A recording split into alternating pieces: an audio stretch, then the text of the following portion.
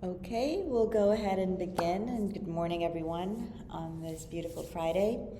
And welcome to our first webinar with Decorders. My name is Priya Chima, and I'm your facilitator today. And today we're going to start off by talking about some of the most common mental health challenges that people face, which is stress, anxiety, and sometimes, unfortunately, leading to burnout. So just a few housekeeping rules before we start with the agenda. We love questions, so please feel free to use the chat to ask your questions, make comments, give us feedback. We'll try and respond to all of your messages as much as possible. If you can, please make sure that you keep yourself on mute so so we're all able to hear the entire presentation. And then if you have any questions that we haven't gotten to by the end of the presentation, you can always contact us at contact@cheerful.com, and we're always here to support and help you. So just going back to today's agenda, we're going to start off by questioning why we're talking about stress, anxiety, and burnout. We'll touch a little bit on the signs and symptoms, so what it looks like, where it comes from, the triggers, and then, of course, the most important part of it, which is how we can manage it. It's a short and sweet webinar, and I hope you guys enjoy it. And as I said, we love questions, comments, interaction, so please do use the chat on the side. So what I'd like to do is start off with a very quick breathing exercise, which is one of the, primary tools that we use in terms of helping to manage stress and burnout. And it's a really simple, easy breathing technique. It's only going to take a minute or so. So I hope you guys will all do this with me. And then we'll start off with our presentation. So here we go.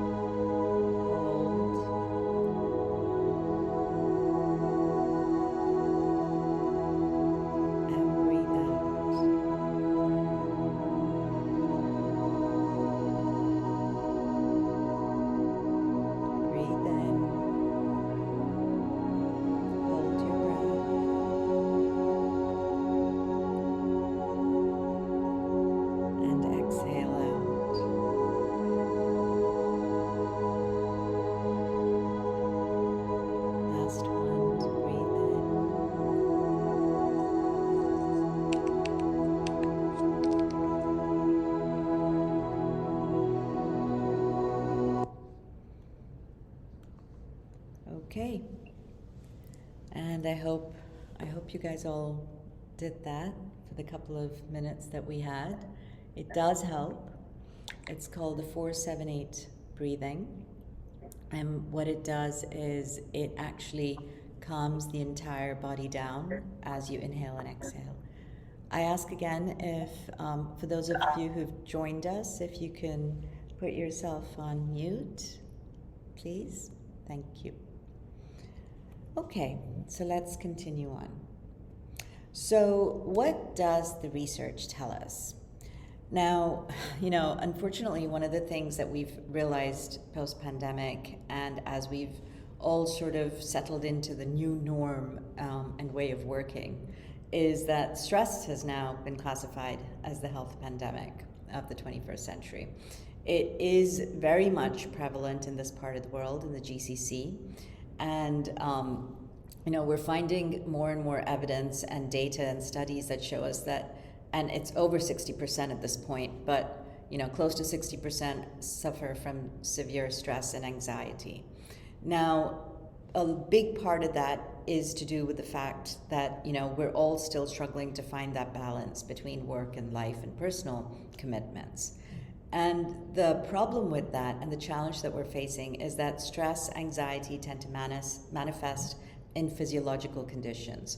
So we can almost say that about between 85 to 90% of physical illnesses that we find, autoimmune conditions, skin conditions, gastric conditions, irritable bowel syndrome, all of these things have been related to stress. We've seen the evidence and the proof for it through studies, and that's where they say that it's stress and not genetics that is causing or triggering a lot of these what they call non-communicable diseases and illnesses, unfortunately.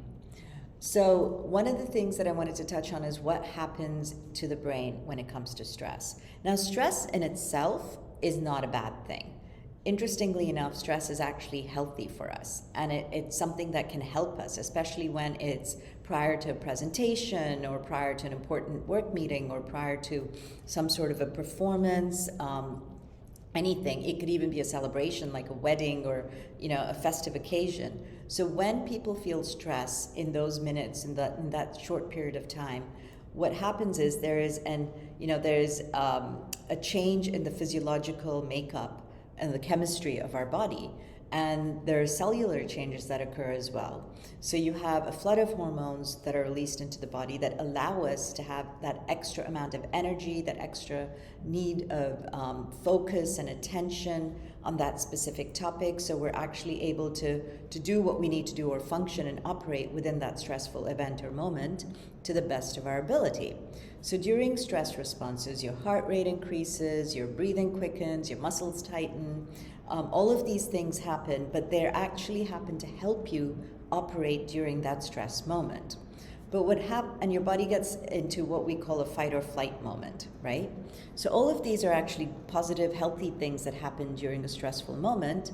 But what we're actually going to look at a little bit more is what happens when that moment is extended over a longer period of time. Because it's at that point that we start to see all of the negative effects, and that's what we usually refer to in within the community as stress, right? It's always the negative aspect of it that we're always referring to, and that only occurs when we are in those stress moments for longer periods of time. So chronic stress, and that's what that's called, can lead to a number of different problems and challenges that you face. And I'm sure, we're all familiar with this.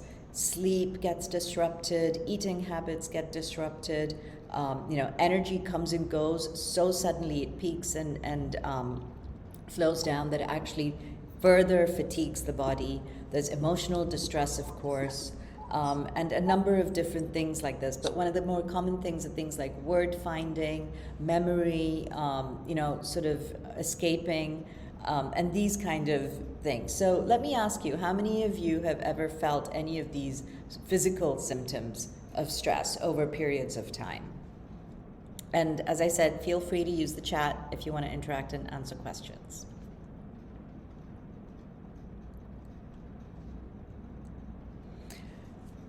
So while you're thinking about that, and if you'd like to respond, one of the things that I wanted to touch on is the difference between stress and burnout. Now, we actually hear these words a lot at work, at home. We hear them with our kids, with families, and people are talking about stress in the media, social media, all of those social media videos. They're all coming out with, how are we going to manage stress?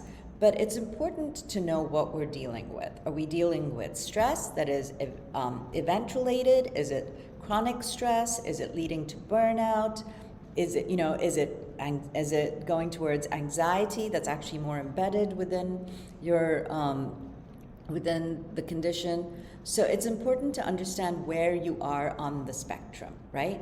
So a very simple way of looking at it is that, complications tend to begin. So physical complications, physiological complications start to manifest when you've undergone a period of stress that's over a 6-month period and the number of stressful days you've faced are higher than non-stressful days. It's a very simple way of sort of looking back at a period of time and saying, how have I been feeling during this period of time? Now, one of the things to be aware of is that prolonged stress, chronic stress, will lead to burnout, and burnout leads to some very, very serious medical conditions and physical conditions as well. So stress in itself feels, overwhelming. It can feel like you're losing control of the situation. It can feel like you're feeling a little lost. So there's a lot of emotional, physical, as well as thinking that, that sort of happens when you're in a stressful moment. Burnout is the extreme of it, where sometimes some people can actually feel like they're not able to even function or move forward. So they freeze, essentially, with burnout. And that can get really damaging for many reasons. So I kind of broke down the different signs of stress that you feel.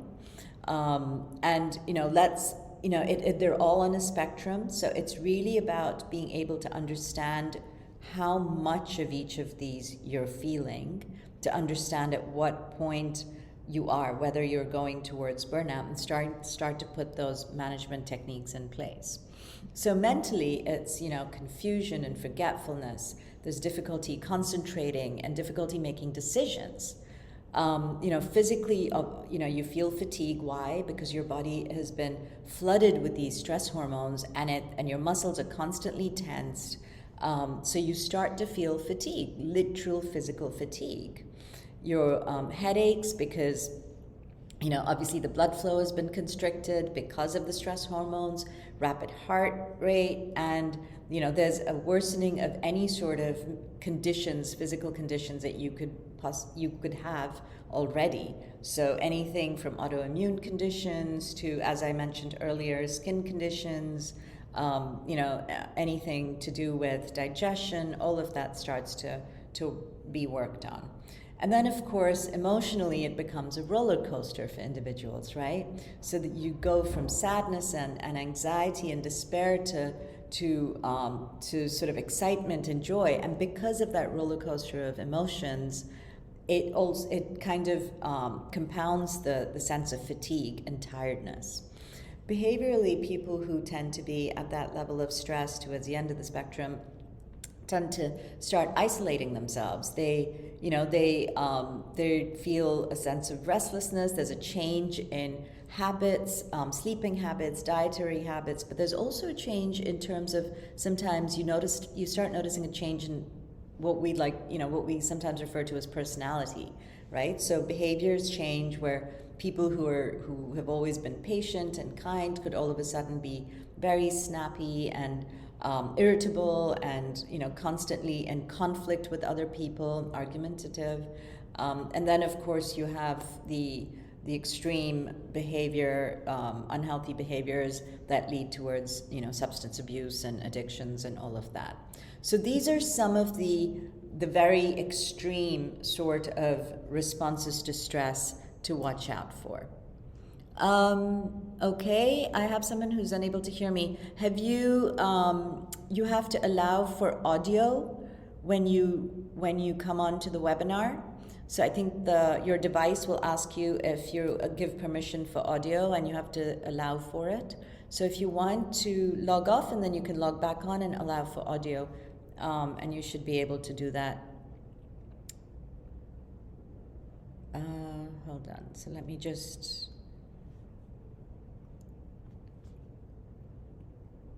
So, common workplace stresses. So what are some of your workplace stresses? Can somebody help me out here on the chat and answer.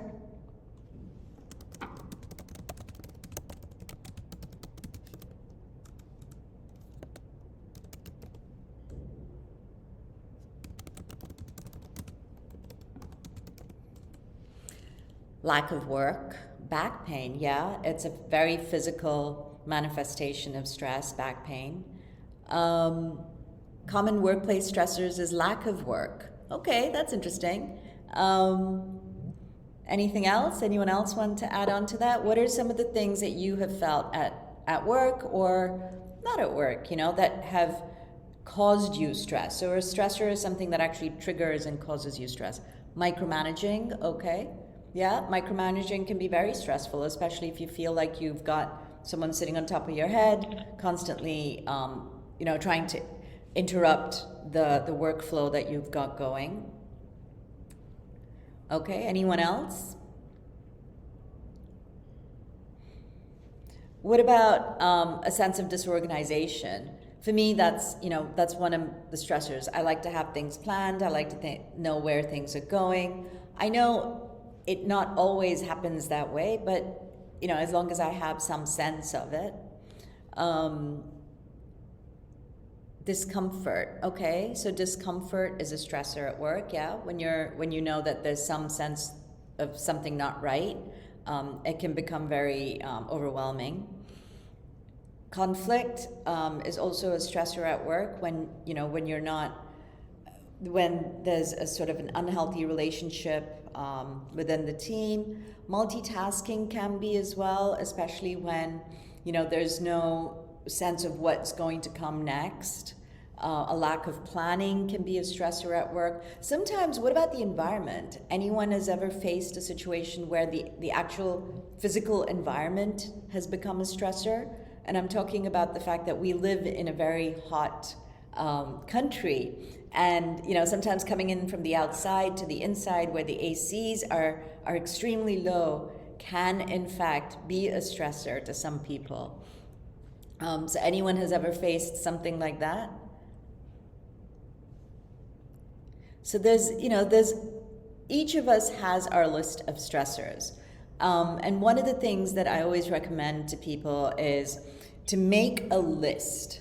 And you don't have to show it to anyone, this is for yourself. But it's a really good way when you put pen and paper to understand what it is that actually stresses you out. So so whatever makes you uncomfortable, whatever has you worried, whatever has you thinking for longer periods of time on it and sort of mulling over it. So make a list of these things for yourself. And once you see that list, you can start to actually start to look at it and break it down to see which ones are the ones that you can manage immediately and effectively. Okay. So, one of the ways to manage stress and to handle stress. Sorry, can we, I'm not sure who it is, but can you mute yourself, please, so that way, thank you.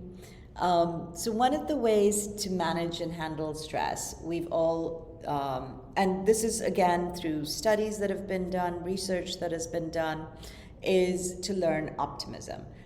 Now that might actually seem like a sort of a complicated order, but it's not so. In fact, it's something that we can all do in terms of putting things into practice, right? A very simple way of putting things into practice. And I know that we've come across these kind of sayings before. I'm sure you have as well, where they say attitude changes everything.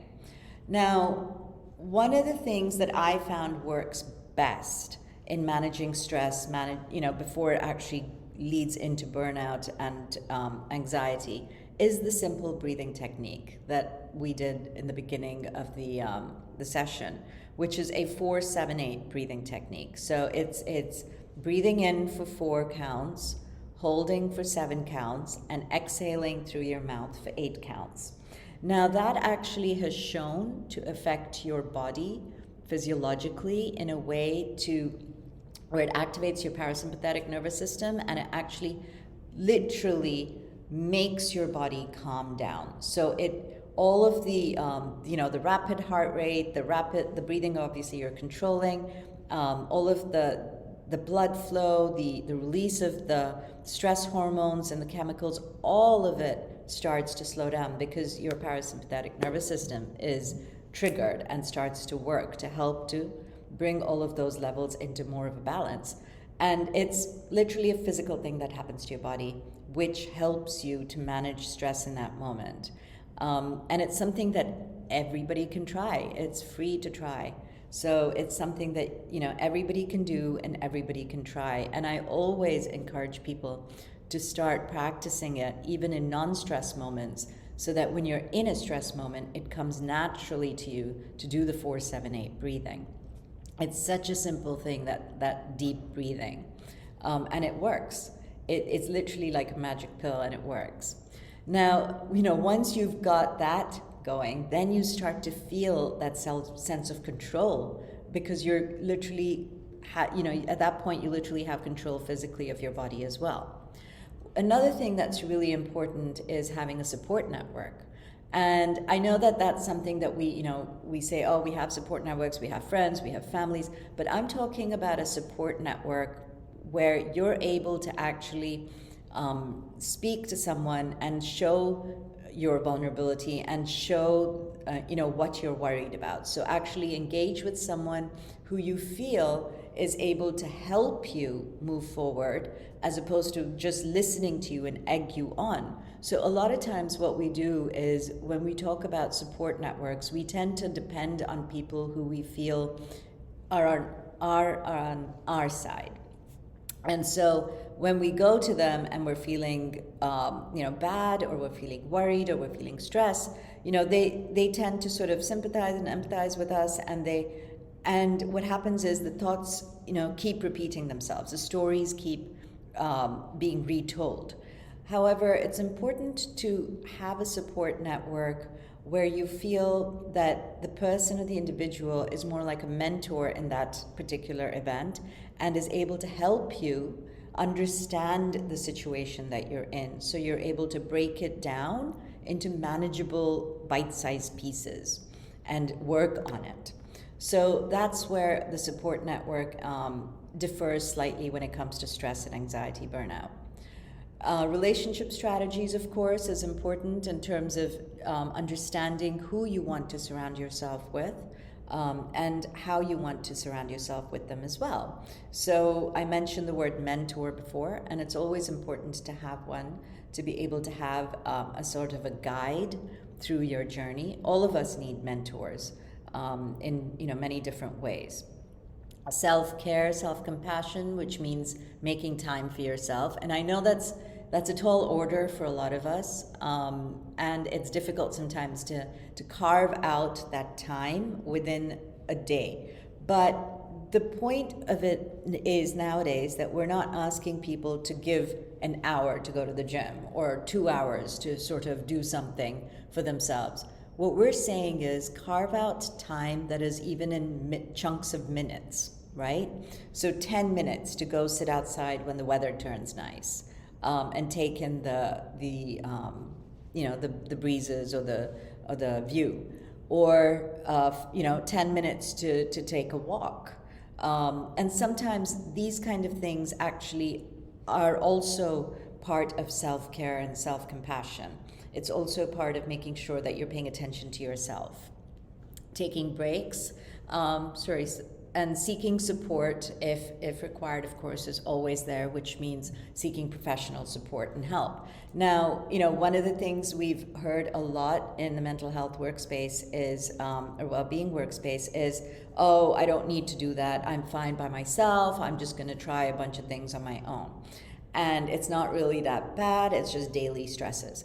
But, the point is that daily stresses tend to build up into larger stress and larger anxiety, and that's what leads down the road to burnout.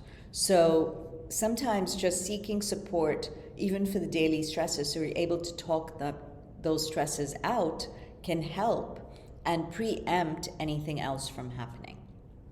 Emotional regulation is a big concept, of course, and it's really all about being aware of what you're feeling, thinking, and doing. So our emotions, our thought patterns, and our behavior patterns are all interlinked into sort of a triangle, and one controls the other. So when we're yes, when we're when we affect one, we affect the other two, and that's where emotional regulation comes in. Sorry, I was just reading the chat, and we have someone who says it's always a challenge to balance, hope and reality, and staying positive at all. And yes, so the entire concept of growth mindset and optimism is based on. It is a constant effort, it's a conscious effort. And the entire concept of optimism and growth mindset is based on this idea that you should see everything with a positive attitude, and that you should see everything with rose-colored glasses. But that's not really the case. That's something that people tend to think when they think of optimism and growth mindset. But what it's really based on is reality. So it's really about looking at the situation, the facts, and the evidence around you in terms of what is happening, identifying the challenges, identifying what can be managed and what can't be managed. So identifying what's under your control as opposed to what's not under your control. So once you've got that evidence, so to speak, those facts, it then becomes less overwhelming to be able to face that challenge to balance it all, right? And that's where the word optimism and attitude changes everything. That's where all of that comes from. So it's not really about, you can have hope, but it's not really about basing that on, as I said, seeing things with rose-colored glasses. It's about seeing things with a stroke of reality. So it's not about balancing hope and reality. It's actually working with hope and reality. So it's actually combining the two to be able to move forward. So some of the other things, of course, is to make sure that you have, you're looking after yourself physically, and that's really important. So sleep, nutrition, physical exercise, these three things are they're like magic pills, right? So if you're able to pay attention to these three aspects of living and make sure that you are in relatively healthy patterns within all three, then it actually really helps to regulate emotions. Why? Because what you eat, how much rest your body gets, and the physical movement and exercise that your body gets actually determines the chemicals that are produced within your body. Those determine the so-called emotions and feelings that we have. So there's always a mind-body connect. Sometimes when we aren't able to regulate our thoughts and we're not able to regulate our feelings, we start, the other way to go is to start to regulate our physical condition and balance that. So that will then affect our thoughts and our feelings. So that's where that triangle that I spoke earlier comes in. And then some of the others are mindset thought record sheet, which is really important because it allows you to journal your thoughts, your emotions, and your behaviors, so you're able to see a historic sort of set or pattern that you can then go in and change wherever you need to. Breath work, as I said, meditation for those of you who are comfortable with that, and mindfulness, which is really about making sure that you're aware of where you are at the present. Brain breaks, I'm sure all of us take those, but how many of us really take them with clear intention and actually use them as the breaks that they're meant to be? But that again is a conscious effort that we need to make. So here are some of the ways that we can help manage stress before it actually climbs into that sort of that hill and mountain towards burnout and anxiety. And if you have any other ways that you guys use to manage your stress, please feel free to share so others can also maybe try them out in the chat. And if you have any questions, again, please feel free to share on the chat. I'm a little conscious of time because I know everyone's got a busy, it is a Friday, but it's still a work day and we're in the middle of that.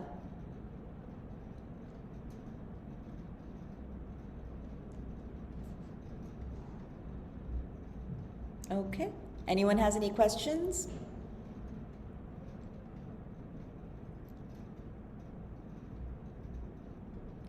Okay, well, thank you all very much for joining the webinar.